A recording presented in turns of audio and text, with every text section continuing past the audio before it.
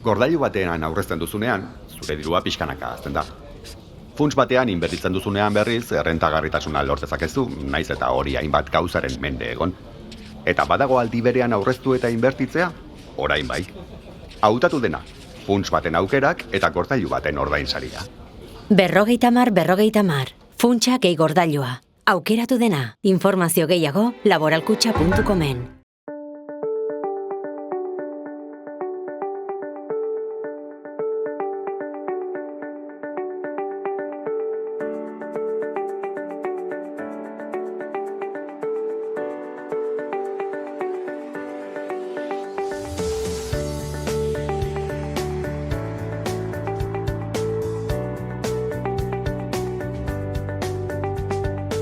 Kaixo eta ongietorriak saio berri batera, gaur otsailak 17 astelena bi elkarrizketa berri izango ditugu.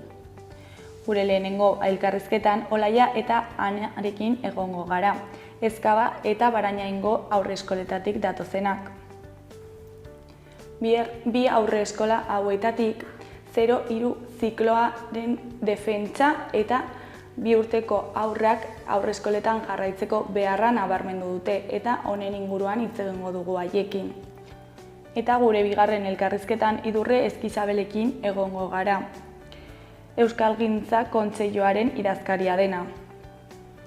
Bai programa duten D-ereduko eskoletan ingelesezko klase gehiago ezarri nahi dituzte euskararen kaltetan eta hausalatzeko berarekin hitz egingo dugu. Baina elkarrizketa hauekin hasi baino lehen goazen gure betiko edukiarekin.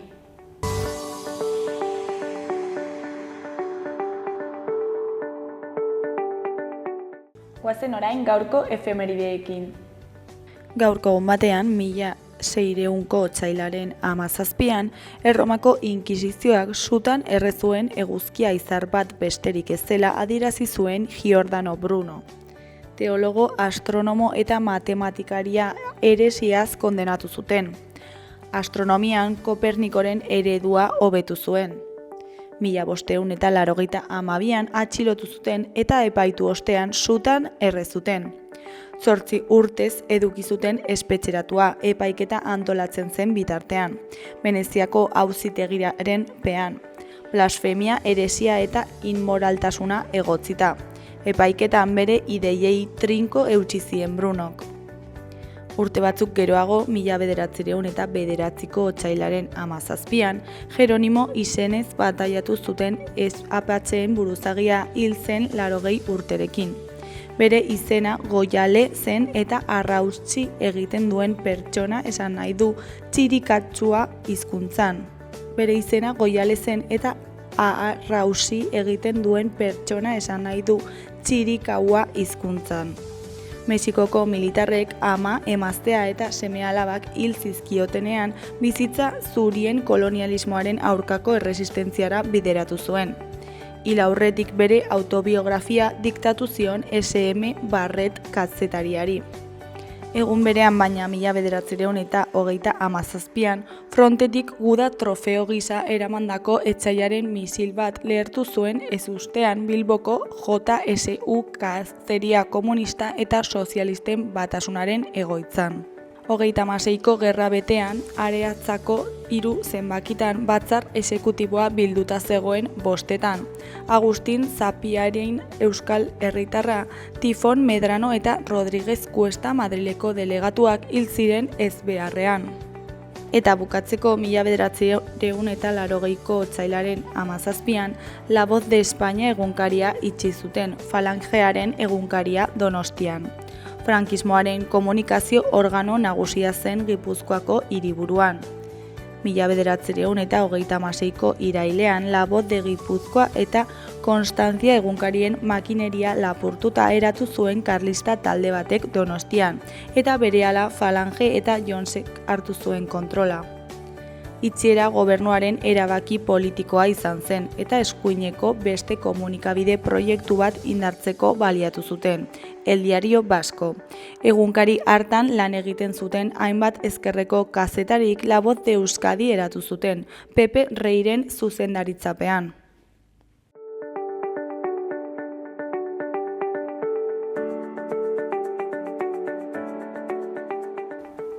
Ikus dezagun aste honetan dagoen agenda. Aste artean, alde batetik bizitza bat herriari eskainia liburuaren aurkezpena egongo da Karrikiri elkartean. Kepa Ana bitarte Euskal Herriaren askatasun egarriak mugitu du bizitza osoan. Familia euskaldun eta abertzale batean sortu zen Trintxerpe auzoan, langileen borroken eta zapalkuntza gogorraren testu inguruan. Gazte-gaztetatik ohartu zen Euskal Herriaren menderakuntzaz eta berehala hartu zituen ardurak, herriaren askapena helburu. Eneko Bidegainek bere bizitza Kepa Ana bitarte bizitza bat herriari eskainia liburuan jaso du. Naroa Ana bitartek aurkeztuko du liburua Bidegainekin batera arratsaldeko 7:00 Karrikirin. Beste alde batetik Mendillorriko liburutegian arratsaldeko 6:40 ipuin kondalaria euskaraz egongo da. Nor da etxera ailegatu den haurtxoa, ipuinaren ordua eta askoz gehiago Bentura Ruizekin. Asteazkenean, batetik autodefentsa ikastaroa egongo da Txandreako Euskaldunon biltokin. Autodefentsa ikastaroa antolatu du Euskaldunon biltokik, izan ere defentsa borrokara arte guztien oinarria. Jakin mina duen eta lehen urratsak egin nahi dituen orori zuzendua dago ikastaroa. Prezioa 40 eurokoa da eta izen ematea 6996124 zenbakian egin daiteke. Ikastaroa otsailaren 19tik aprilaren 9 bitartean egingo da, asteazkenetan 7:00 8:00. Bestetik Arrosadiako liburutegi publikoan arratsaldeko 6:00 ipuin kontalaria egongo da euskaraz Maitane Perezekin, askotariko ipuinak. Ordu betez Maitane Perezek ipuin berri eta zirraragarriak kontatuko dizkie txikienei. Ostegunean Gastro Show hitz esana ikuskizuna egongo da geltokin. Otsaileko Gastro Showa Mejillon Tigre kolektiboaren eskutik izango da. Hitz esana poesia emanaldia. Spoke Word formatua darabilen poesia emanaldia da.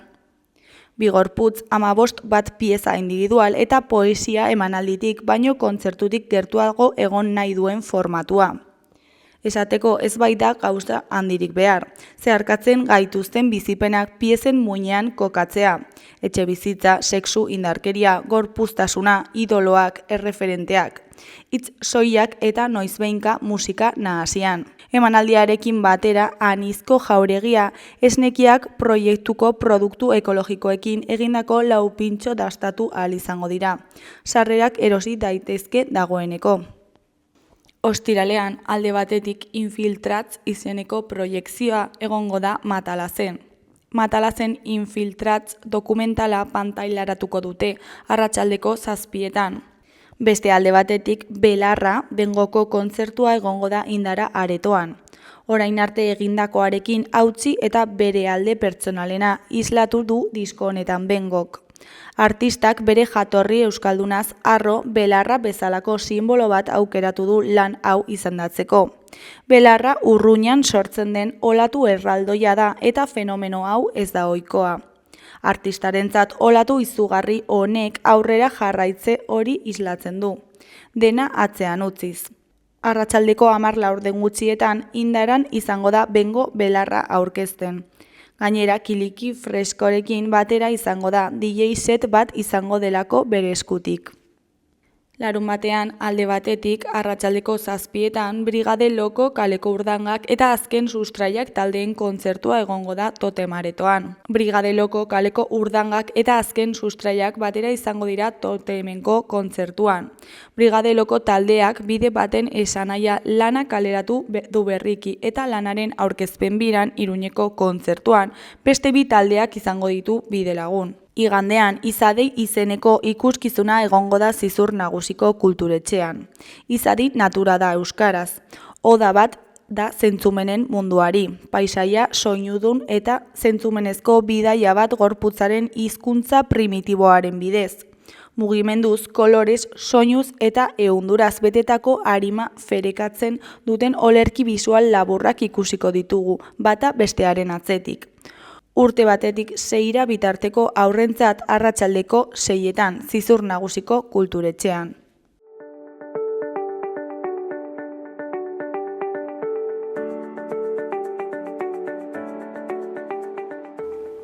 Ikus dezagun gaurko egunkarien azalek zer dioten. Diario de Notiziasen titular nagusian, Europak bere estrategia diseinatuko du Ukrainean, Trumpen presioaren aurrean. Kieben aliatuak Parisko goi bileran bilduko dira gaur, gerraren konponbiderik aldenduko diren beldur. Argazki nagusian, manifestariek ekintza politikoa eta deslokalizazioa saihesteko neurriak eskatu zituzten. Titularrean, Nafarroako industriaren aldeko martxa. Milaka pertsonak eskatu diete enpresei eta gobernuari 88.000 enpleguko sektorea zaintzeko. Hau da, foru barne produktu gordinaren 31%. Hori koloreko berrietan, Nafarroako Futbol Federazioa kirol hiria planteatzen ari da noainen. Eskuineko berrietan, alde batetik, haur minbiziaren aurkako ausarten lasterketan parte hartu dutenen errekorra. Beste alde batetik, Sadarreko Israeli emandako txartel gorriak mugak gainditu eta Israeleko prentsara iristen da. Jarraian Torino kafearen historia Iruñeko Gaztelu plazara itzuliko da lababidez. 75 urte Iruñeko zezen plazan ardakada larriena ematen diola Rafael Ortegari. 75 urte Iruñeko zezen plazan adarkada larriena ematen diola Rafael Ortegari. Diario de Navarraren titular nagusian, Nafarroako medikuen ia erdiak 50 urte baino gehiago ditu. Profesionalen 77 emakumeak dira, estatuko batez bestekoaren gainetik. Argazki nagusian, UGTek, Komisiones Obrerasek, ELAK eta LABek deitutako martxa Baiona etorbidearen parean. Titularrean, Nafarroako industriak etorkizuna eskatzen du. 4.000 manifestari inguruk babesa eskatu diote gobernuari Iruñean, enpresen itxieren aurrean. Ezkerreko berrietan, goikoan, NATOk eskatzen duen gastua brete bat Sánchezentzat. Behekoan berriz, ausarten 9. lasterketa 2.300 kirolarirekin. Goiko berrietan, batetik, Rulo Gaiarre antzokian emandako kontzertuaren aurrean. Bestetik, Frantziak ingurumen eransgailua atzeratu du. Azkenik, halakoxeak dira Budimirren errekorreko golak. Gararen titular nagusian, Irene Montero Podemoseko eurodiputatu eta ministro ohiaren arabera. Botere judiziala eta edabidea lehen bailen demokratizatu behar dira. Argazki nagusian, Azkonak Atletiken garaipena lortu du San Mamesen giro bikainarekin jokatutako derbian. Ane Azkonak Sevillan Betisen aurka 2 gol sartzetik zetorrela, beste 2 tanto sinatu zituen atzo Errealaren aurkako derbian, eta Atletikek lehen zatian nagusi 2 huts irabazi zuen, eraginkortasun handiagoari esker. Erdiko berrian mobilizazio jendetsua Iruñean, Nafarroako industriaren alde. Eskuineko berrietan, goikoan, gizagabea torturengatik seinalatua da Bia Laietanan eta Gipuzkoan. Behekoan, Israelek 270 aldiz urratu du su-etena Gazan eta 100 lagun hil ditu. Euskal Herria irratiaren titular nagusian, milaka herritar industriaren defentsat. Milaka herritarrek bat egin zuten Nafarroako 7 enpresa nagusietako langileek egindako deialdiarekin. Manifestazioan BSH, Nano Automotive edota Susundegiko langileen aldeko mezuak eta pankartak izan ziren nagusi. Eskuineko berrietan, goikoan Euskal Abenturaren 6. edizioan parte hartzeko aukera zabalik. Iruñeko udaleko gazteria unitateak 2 toki eskaintzen ditu 6. Euskal Abenturan parte hartu nahi duten hiriko jendearentzako. 16 eta 17 urteko gazteek hartuko dute parte espedizioan eta Euskal Herri osoa zeharkatuko dute oinez eta euskaraz.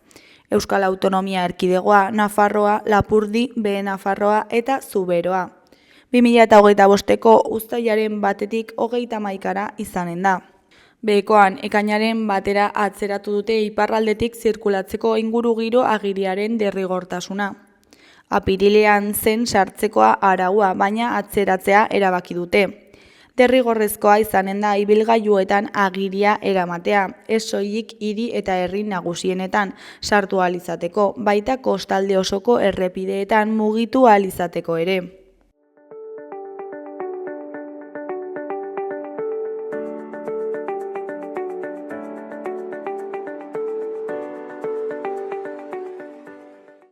Kaixo, lehen aipatugun bezala, orain Ana eta Olaiarekin gaude. Kaixo, zer moduz, bikote? Kaixo, egunon. Bueno, 0-3 zikloaren defentsan, eta gero bi urteko haurrak, bi urteko aurreskoletan geratzeko behar hori nabarmendu duzu, ezta? Eta zer da, pixkat dagoen egoera aurreskoletan? Bueno, nire naiz hezitzailea, baina nire naiz aurreskolara joaten den haur baten ama. Eta egia da aurreskolan sartzen naizenean, baina aurreskolan baina baritzen duela zinegona eta kezka eta haserrea, ez? Ez bakarrik hezitzaileen artean, komunitate osoan. Ez da, gurasoen artean, hezitzaileen artean eta gainerako langileen artean ere bai. Eta, bueno, egia da 0-3 etapako langileek urteak daramatzatela 0-3 etaparen duintasunaren alde aldarrikapenak egiten, eta gu guraso garen aldetik bat gatoz beraien aldarrikapenekin. Izan ere, uste dugu, gure haurrak gure etxetan ez bada, seguruen egon daitezketen tokia haurreskolak direla, ez? Bertan zaintzen dituztelako, beren erritmoak errespetatzen dituztelako eta langile bikaina daudelako. Eta zer da, pixkat gertatzen, zer da 2 urteko gela hori eta zergatik, zer gertatzen da horiekin? Bueno, 2 urteko gela da, aurreskoletatik gela bat kentzea eskola arruntetan jartzeko. Eskola arruntak ez daude aurreskolak bezala prestatuta horrelako haurrak jasotzeko. Bai ditugula 3 urtetatik aurrera, baina bueno, 2 urtetakoak etortzeko egin beharko zituzten lehenbizi obrak eskolan eta hala ere ez da lekurik egokiena. Guk ikusten dugu aurreskolan bai obra guztiak eta behar dituzten guztiak eginak daudela, hor daude horretarako prestatutako profesionalak ere, gurean 3tik aurrera lan egin dute eta bueno, dena zailagoa izango litzateke. Eta nola eragingo die aurrei aldaketa hau?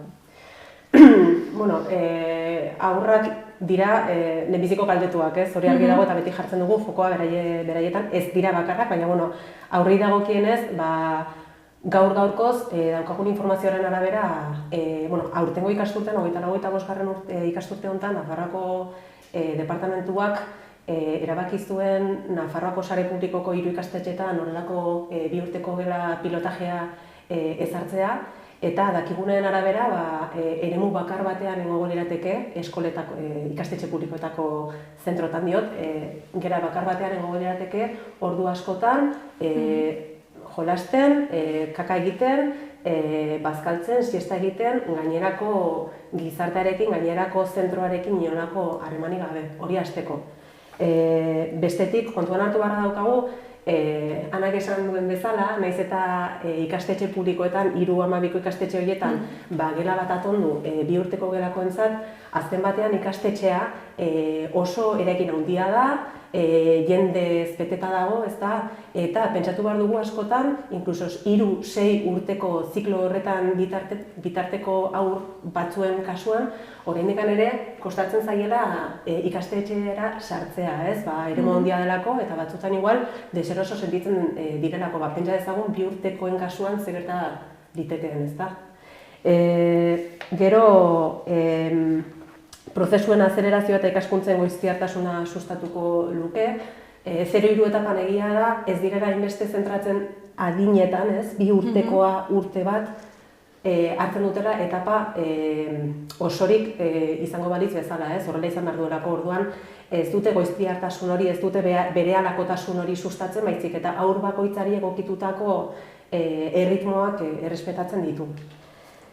Eta gero egia da, haurreskoletan daudela hezkuntza proiektu espezifikoak eta hartarako hezitzaileak, haurreskoletako hezitzaileak biltzen direla, koordinatzeko eta proiektuak aurrera eramateko, ez? Zer gertatuko litzateke, baldin eta 2 urteko gela batean hezitzaile bakarra eta isolatuta egongo balitz, haurreskolatik zuzenean ikastetxe batean txertatuko balute, ez? Zer gertatuko litzateke hezitzaile horrekin eta berak aurrera eramango lituzkeen proiektuekin. Ez daukago zalantzarik hezitzaileek harik eta ongien egingo luketela lana, baina, klaro, bakarrik isolatuta egon lirateke eta proiektua hor nolabait ere airean egongo litzateke. Bai, zen naiz eta gure suposatzen da eskolako irakasleak izango direla, baina gero ez dute inolako harremanik gurekin, ez dago denborarik koordinatzeko, ez dago, bueno, egongo lirateke nahiko bakarrik. Zailtasun handiekin elkarreko lan bat egiteko. Eta gero, beste kaltetu batzuk dira irakasleak edo hezitzaileak kasu honetan, eta zer gertatuko litzateke hauekin? Nik uste dut hezitzailean justo orain larriena orain aipatu duguna, ez? Egongo liratekela bi hezitzaile hor bakarrik isolatuta, inongo laguntzari gabe saiatuko gara, baina zaila izango zen, eta orain lanean daudenak batez ere hori aipatzen zuten, ez? Hor nahiko zen aurreskola batean, badago zuzendaria, badaude beste hezitzaile batzuk, eta haien artean osatzen dute proposamen pedagogikoa eta dena guztia eramaten dute aurrera. Gure kasuan, egongo ziren haiek bakarrik, bere gelatxoan, eta zailtasun guzti horiekin. Eta gero, lehen hezkuntzako edo aurrezkuntzako, ikastetxeko irakasleentzat ere, bere gauzak ere badituzte, ez, hezitzaile bat falta denean, aurrak ezin dira bakarrik utzi, nor joango da zaintza hori egitera, ez, 6. mailako irakasle bat, beste modu batean kudeatzen ditugu gauza horiek aurre eskoletan eta beste eskoletan. Eta familien artean nola bizitzen ari da egoera? Normalaren moduan oso kezkatuta gaude. Ikusten dugulako esan bezala ikasturte honetan pilotajean daudelako 3 zentro ez, eta datorren ikasturtera begira asmoa behintzat hori daukate, hori erarazi dute, bai Atxoingo Ezkabako eskolan baita Barainengo Araitz ikastetxe publikoan ere jartzeko asmoa daukatela, eta oso kezkatuta gaude, baina aldi berean irmo mantentzeko egoera hau salatzeko erabakiarekin irmo jarraitzen dugu, ez baitugu zentzugabe ikusten dugulako, ez da, eta nahi dugulako gure aurrentzat gauzarik onena, ez da.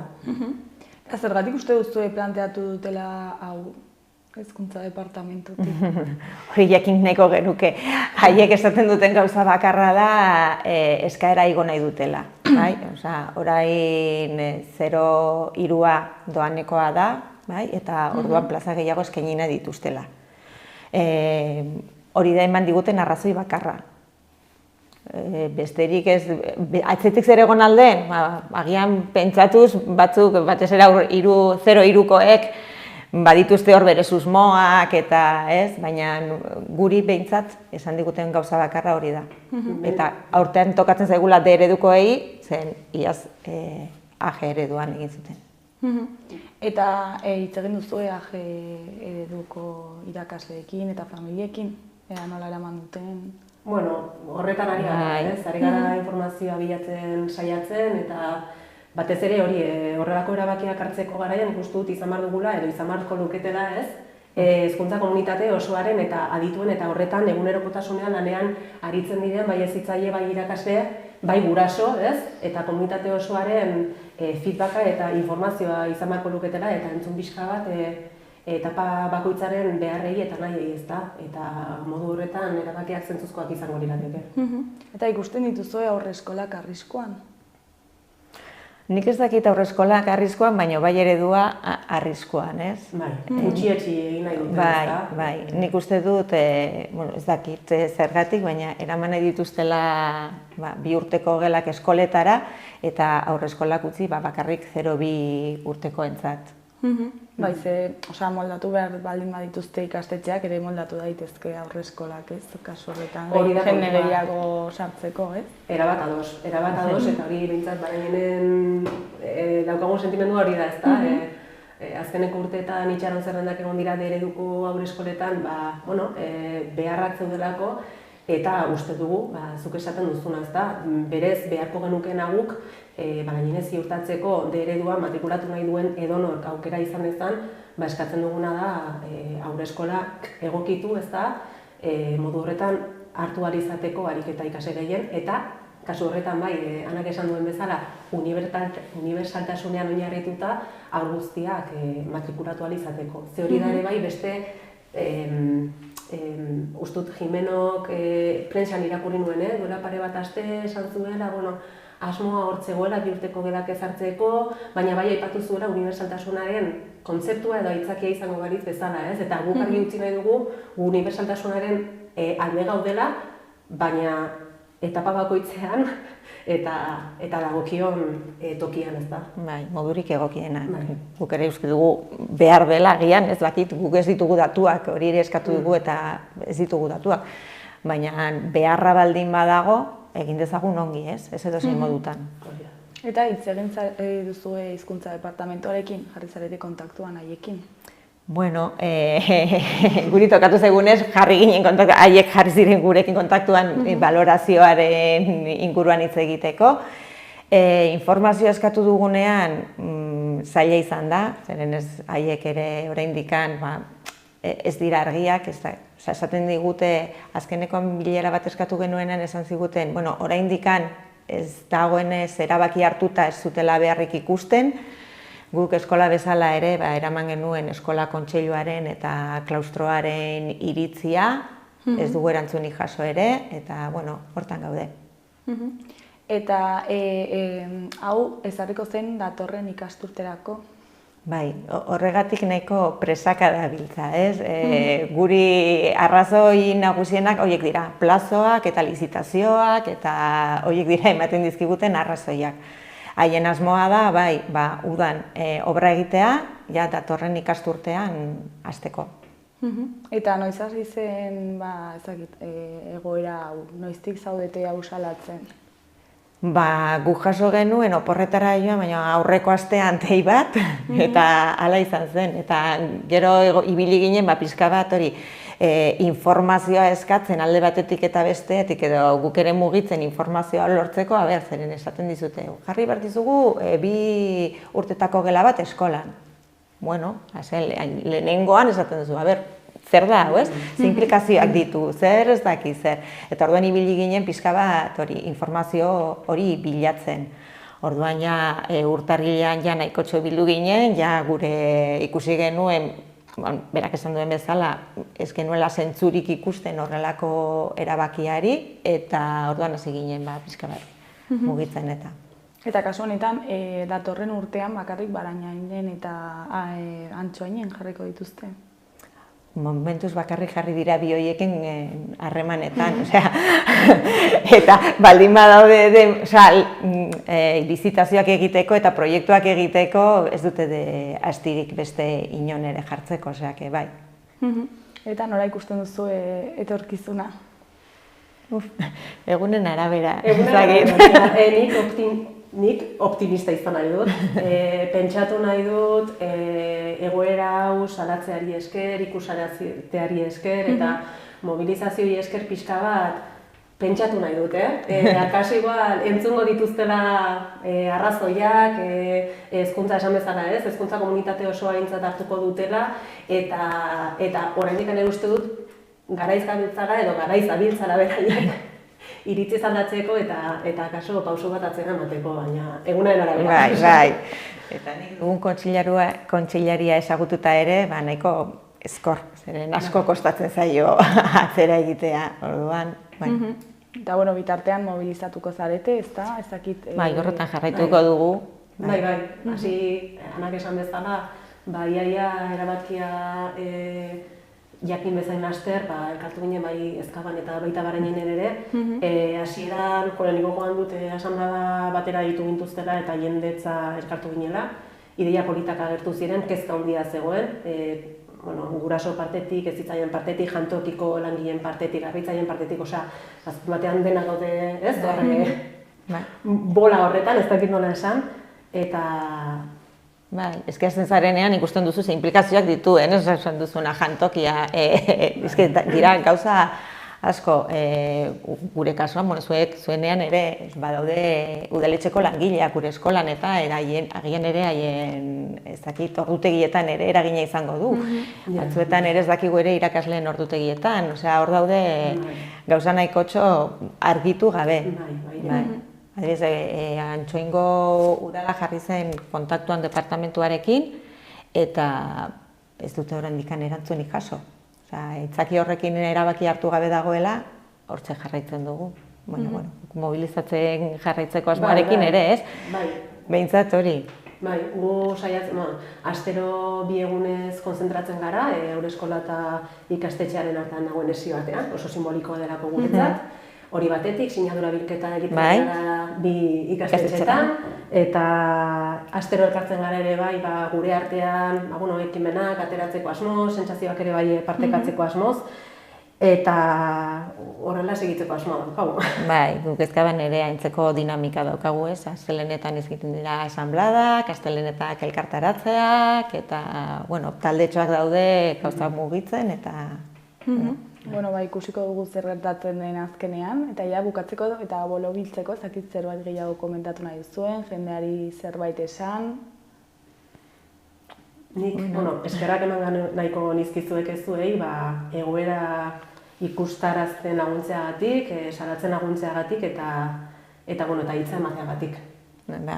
Bai, berdin. Guk uste dut jendeak jakin behar duela zer dagoen horrelako erabaki baten atzean, eta alde horretatik esker mila zuei. Laia Ana, mila esker zuei ere, ona etortzeagatik eta tartetxo bat ateratzeagatik gurekin hitz egiteko, eta ea zer modu bukatzen duen kontua, espero dugu ondo bukatzea azkenean. Eskerrik asko. Bai, eskerrik asko.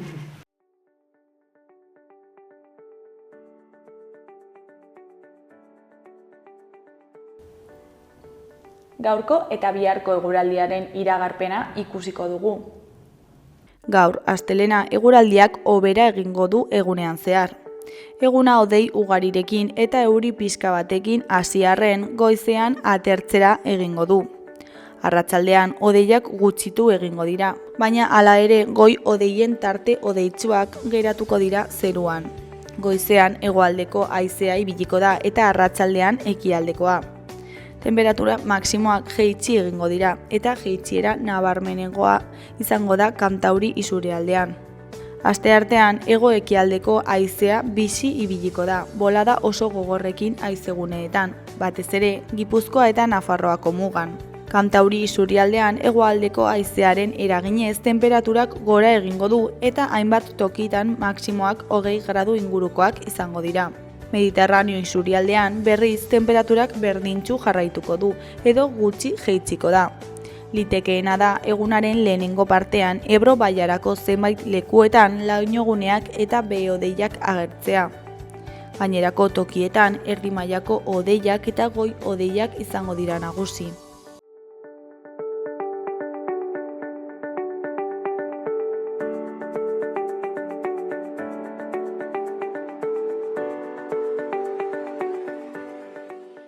Kaixo, lehen aipatu dugun bezala, orain Idurre Eskizabelekin gaude. Kaixo, zer moduz? Egun ongi zuek ere bai? Oso ongi baita ere.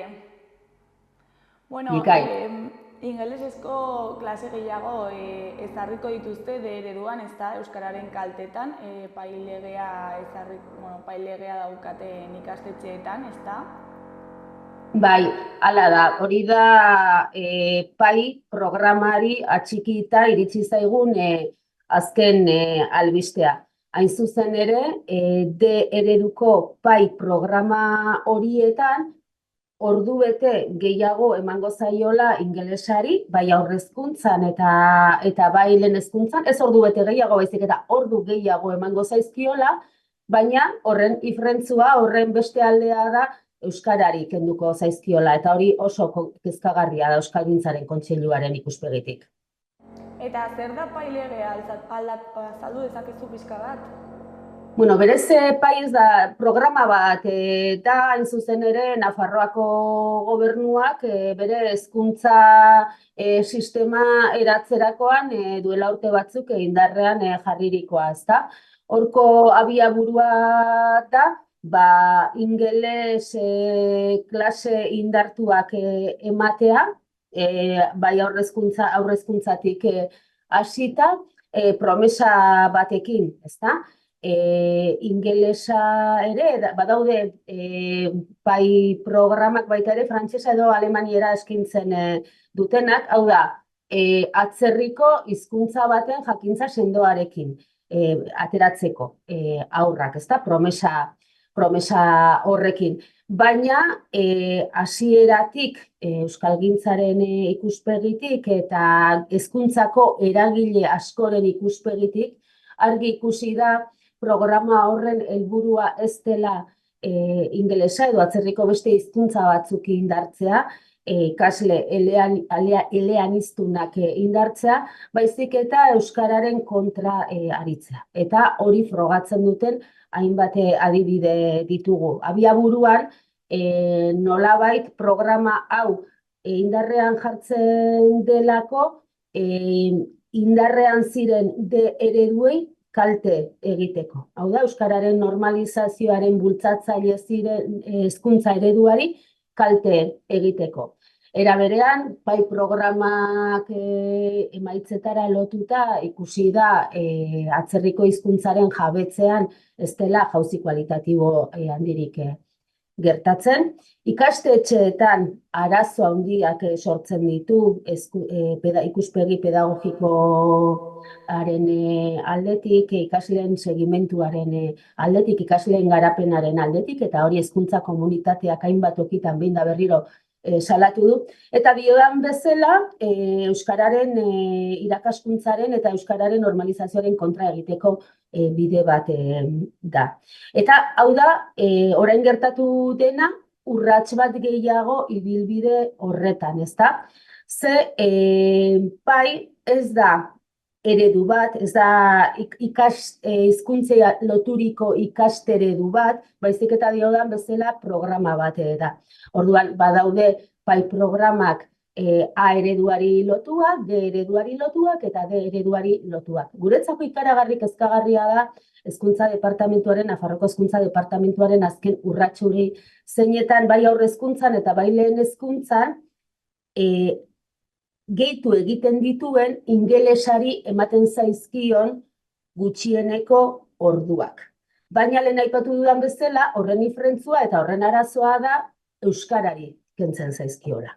Eta ez du kontuan hartzen D eredua dela, murgiltze eredua dela, benetan euskaraz jabetzeko, ikaslei euskaraz jabetzeko aukera ematen dien eredu bakarra, bereziki etxetik euskararik ez duten ikasleei, ez du kontuan hartzen euskara hizkuntza minorizatu bat dela, jende askorentzako, haur askorentzako, gaztetxo askorentzako, ikastetxeko eremu horretan ezpada inun ez duela euskararako irisbiderik, ingelesa non nahi daukagu gaztelera bezala, baina euskarak oso eremu urria ditu, hizkuntza minorizatua da, eta ez du kontuan hartzen Nafarroako berezko hizkuntza dela, eta Nafarroako gobernuak baduela alde horretatik berezko hizkuntza zaintzeko, babesteko eta sustatzeko eta normalizazioaren alde egiteko eginkizuna eta bete beharra.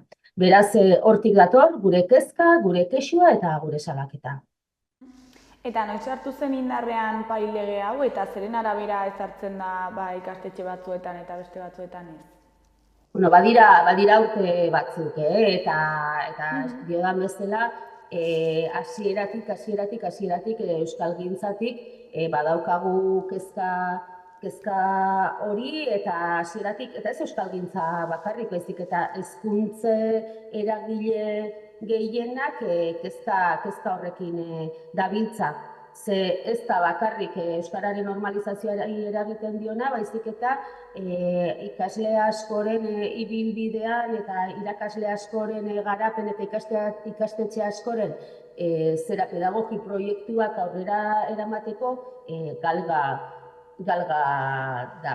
Orduan pixka bat hortik ere gure kezka, sindikatuek ere, hezkuntza arloko sindikatuek ere, behin baino gehiagotan jarri dute mahai gainean arazo hau, eta nolabait kezka hori ere konpartitzen dugu. Eta nolabait Nafarroako gobernua eta hezkuntza departamentua etengabe ari da ikastetxe guztiak programa honetara atxikitzera bultzatzen. Eta enplegu publikoari lotuta hartzen dituen neurriak eta nolabait zera, ez? Nafarroako hezkuntza sistema publikoan aritzeko irakasleen zerrendak eta antolatzen dituztenean, guztia dago honi atxikitzera bideratuta. Aipatuko nuke justu azken neurri honi lotuta, badirela ja ikastetxe batzuk beren kezka eta protesta agertu dutenak. Buruz ari naiz, baina adibidez Sarriguren Tafalla edo Iruña Mustintxuriko eskolek ja adierazi dute berriro ere honek arazoa, lehendik zegoen arazoa areagotu egiten duela. Hau da, estutze horretan eta nolabait eleaniztasunaren aitzakian euskararen aurka egiteko bide horretan beste urrats bat gehiago eman dela.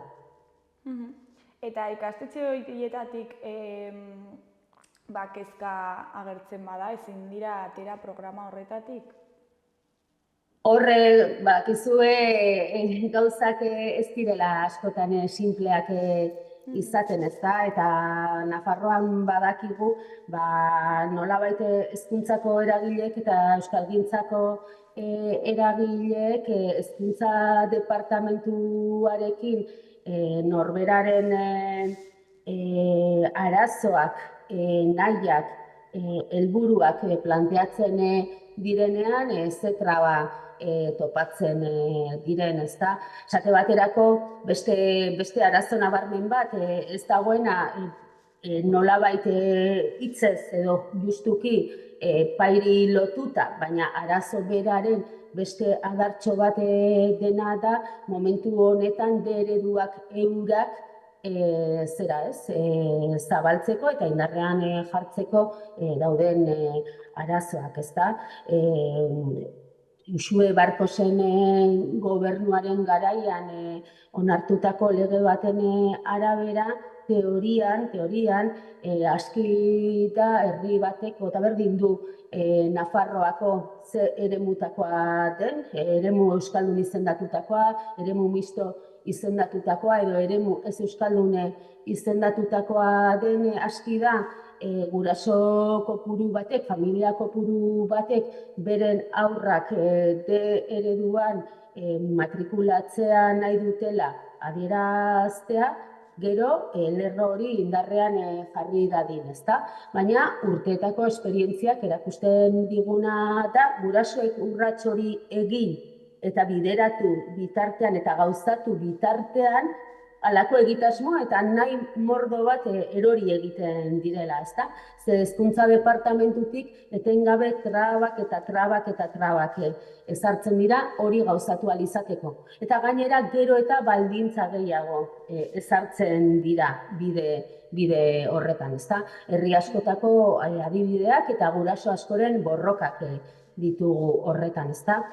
Azkenekoak, Oibarren, gertatutakoa iaz guraso talde batek eskaria eginda, zorionez bideratu dena, baina ez modu erraz eta natural batean eta ustez legeak aurre ikusitako erraztasun horretan, baizik eta benetan hezkuntza departamentuak etengabe jartzen dituen trabei aurre eginez halako prozedura administratibo zailetan kateatuta, prozedura administratiboak, baina oinarrian bulkada politiko bat dutenak, zailtasun horiek guztiak jartzeko, ezta? Edo faltzez dago baita ere eskari horrekin, baina oraindik ikuskizun. Beraz, ez da erreza, eta bai hezkuntzako eragileek eta bai euskalgintzakok badakigu, Nafarroan hezkuntza departamentuarekin nolabait euskararen normalizazioa helburu duten neurri eta aukerak baliatzeko etengabeko batailak eraman behar direla aurrera, ezta? Eta gero, Estela sindikatuak ere helegitea jarri zuen Auzitegi Gorenaren aurrean, ezta? Epai programa hau konstituzionala ez delakoan, eta zer daukagu horren berri? Bueno, hori sindikatu baten ekimena da, ezta? Eta horrek ere egingo du bere bidea. hor azpimarratuko nuke lehen esandakoa, ezta? Nolabait ez dela bakarrik kontseiluak edo euskalgintzak daukala eragozpena bai programa hauekiko, baizik eta hezkuntzako eragile askok ere arazo asko ikusten dizkiotela. Sindikatuak barne direla, ezta?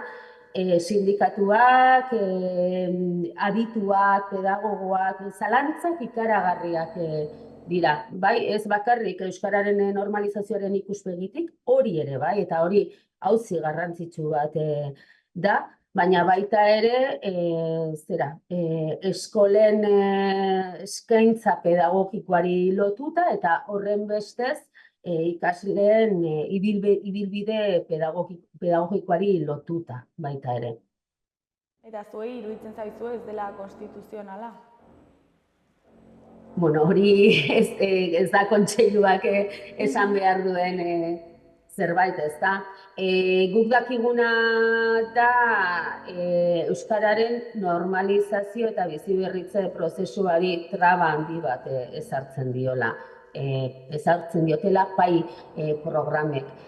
Abiaburutik intentzio jakin bat dutela. Asmoa ez dela hainbeste Nafarroako haur eta gaztetxoak ingelesdun edo atzerriko hizkuntza baten jabe eleaniztun egitea, baizik eta oso argi eta nabarmena da egin duen ibilbide guztian egiazko eta sakoneko asmoa badela hasieran guraso asko eredutik apartatu, hau da, euskarazko benetako murgiltze eredutik apartatu eta beste ibilbide, hezkuntza ibilbide batzuetara eramatea, eta hori gainera behin eta berriro areagotzen ari dela.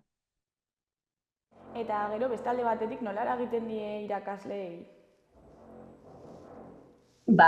Hori irakasleen kolektiboekin landu beharko zenukete, hori aipatzen nuena, sindikatuek ja adierazi dute beren konformidade eza honekiko, uste dute zamatzen direla ibilbide pedagogiko batzuk, zamatu beharko ez liratekenak, irakasleen prestakuntzan ere eragiten duela, hainbat dira ziur aski faktoreak, baina nik Euskalgintzaren Kontseiluko ordezkari naizen heinean ez dut hainbeste ezagutzen pedagogikoki eragiten duena, badakigu eragiten duela, hezkuntzako eragileek behin da berriro adierazi dutelako, baina irakasleei nola eragiten dien, irakasleen kolektiboetatik azaldu beharreko zerbait da. Eta Nafarroako gobernuarekin jarri zarete kontaktuan?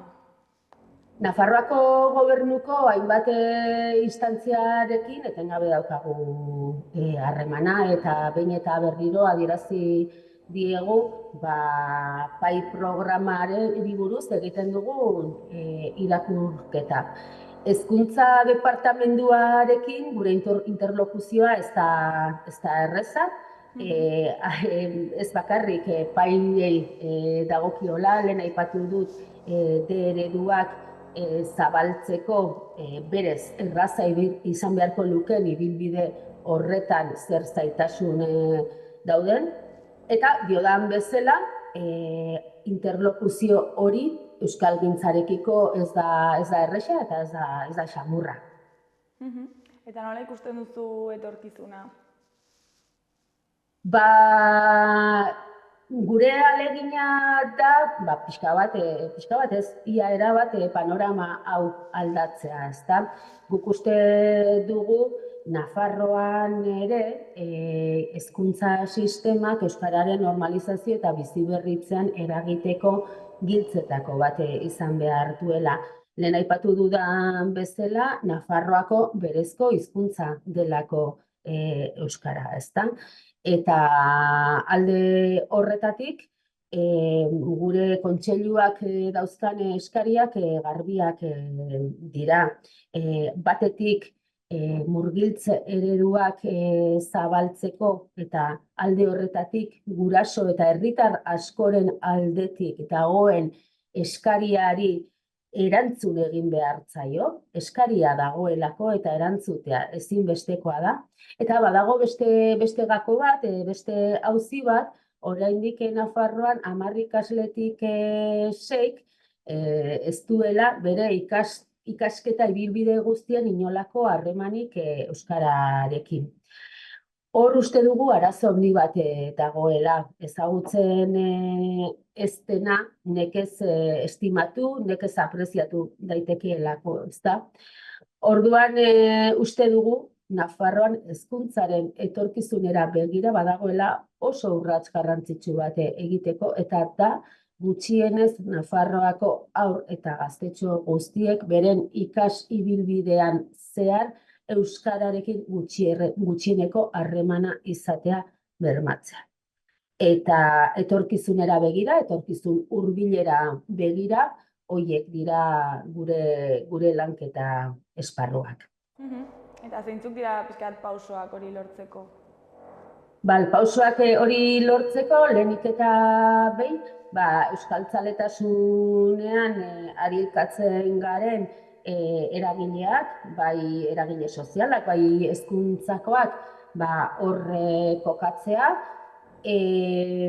eta nolabait baita ere, gizarte kohesioan aurrera eta justizia sozialean aurrera egin nahi duten gainerako eragileekin azaltzea, hau premisa garrantzitsu bat dela, bizikidetzan aurrera egiteko, gizarte kohesioan aurrera egiteko, hau da, lanketa sozial hori egitea, hori egiten ari gara, eragile politikoekin ere lantzea, eta jakina Nafarroako gobernuarekin ere hau guztia lantzea. Baina argi dugu, honetan guztian aurrera egiteko modua izango dela gizarte ekimenetik, ezta? Nolabaiteko giro sozial bat sortzetik, ulertaraztetik euskararen normalizazio eta biziberritzeaz ari garenean, ari garela gizarte kohesionatuago eta justizia sozialaren alde egiten, Nafarroan euskararen alde egitea ez dela inorren kontra egitea, baizik eta guztion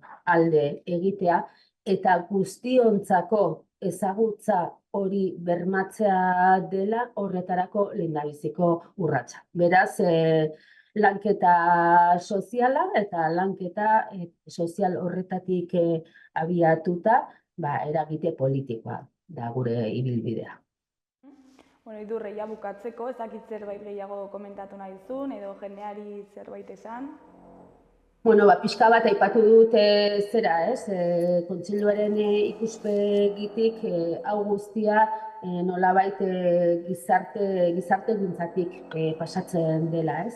Herritarrok eta gizarte eragileok elkarrekin eragitetik, eta beraz, euren helburuetan justizia soziala, gizarte kohesioa duten herritar eta eragile guztiei, honen inguruko gogoeta egitera eta ekimenetan parte hartzeko gonbidapena egingo nieke. Idurre, mila esker gurekin konektatzeagatik eta hain ondo azaltzeagatik, eta zer moduz bukatzen duen kontua.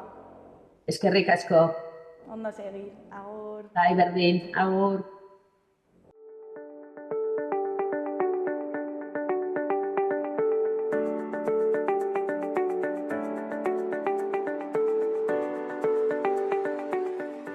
Gaurkoz hau izan da dena, bihar itzuliko gara eduki eta elkarrizketa berriekin. Ondo segi, agur.